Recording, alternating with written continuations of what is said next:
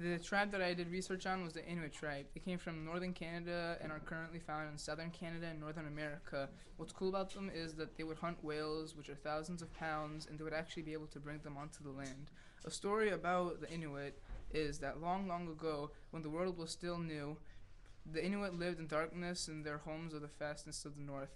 They had never heard of daylight. One day the crow came and explained it to them, and many did not believe, but the young people still wanted to hear it, and soon they had memorized it by heart. One day they begged the crow about to tell them about it one more time, and they wanted the daylight. They asked Crow to bring it to them, and the Crow said that he was too old, but they kept begging to him, and he eventually agreed.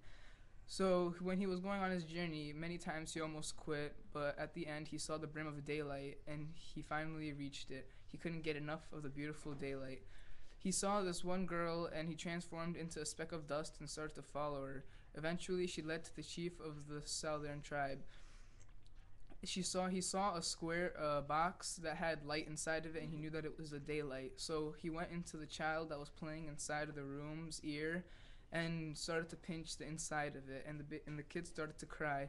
The chief said why asked the kid why he was crying, and he said, and the crow whispered into the boy's ear that he wanted to play with the daylight. And so the chief took out a piece of daylight and gave it to the kid on a string. Once again, the crow pinched his ear and he whispered into his ear that he wanted to play outside. And so the kid repeated, and the chief brought the kid outside to play in the daylight.